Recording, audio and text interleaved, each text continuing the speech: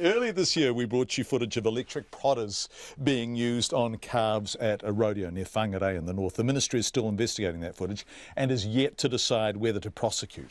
But Checkpoint has since obtained an internal government memo that raises questions about how rodeo legislation works.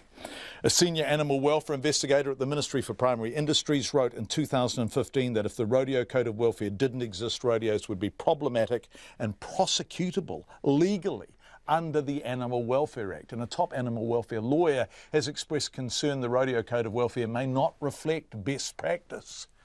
Here's Zach Fleming with more. At the National Rodeo Championship last weekend in Wairoa, a calf lays still after being tied up during a calf roping event. Animal behaviourist Elsa Flint says it's not struggling because it's given up. They go into what we call learned helplessness, which is a state that animals go into when they're essentially overpowered. They can't see any way out, so they're really distressed. They've tried to run, they've tried to fight, they can't. More video shows a horse standing still in an open chute with a cowboy on its back. It needs encouragement to buck. The cowboy uses metal spurs on his boots to kick the horse, and the flank strap on the horse is tightened. Elsa Flint believes both things cause the horse distress.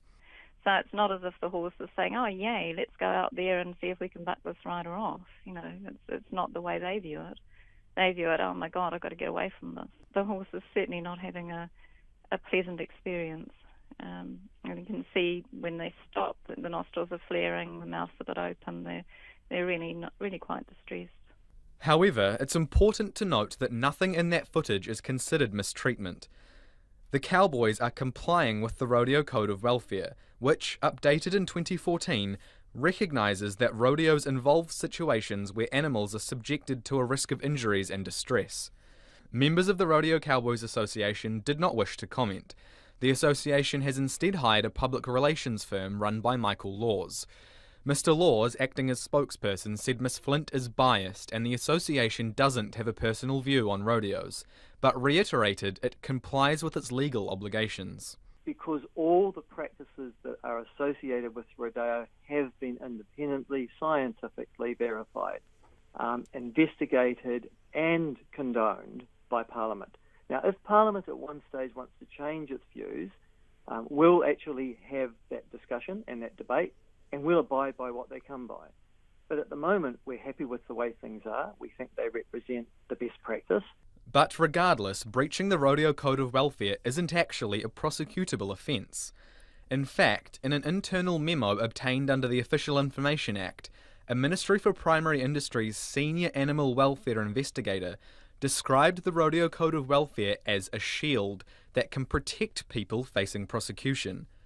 The welfare investigator continues, explaining they believe the code statutorily reduces how the Animal Welfare Act impacts rodeos, and that rodeos might be problematic and prosecutable if the Rodeo Code didn't exist. MPI refused repeated requests for an interview, but in a statement said that the Rodeo Code doesn't protect people who breach the Animal Welfare Act in any way, and it works with the Act to protect animals. The Veterinary Association wants the Rodeo Code reviewed. It was last updated in 2014 and has to be every 10 years. Animal welfare lawyer Ian Robertson says it may not currently reflect best practice. It's a sliding scale. Our ideas and concepts and what we consider acceptable in terms of animal treatment change with time. There might be certain practices or events that good practice and scientific knowledge would say perhaps it's timely that we review those. But actually there has been criticism that the codes themselves, while a great concept and obviously important, there's been criticism that actually they're not keeping up. Several animal welfare organisations, including the SPCA and SAFE, have gone further and called for complete bans. But the Minister for Primary Industries, Nathan Guy, and the Prime Minister, Bill English, have both ruled that out. For Checkpoint, Zach Fleming.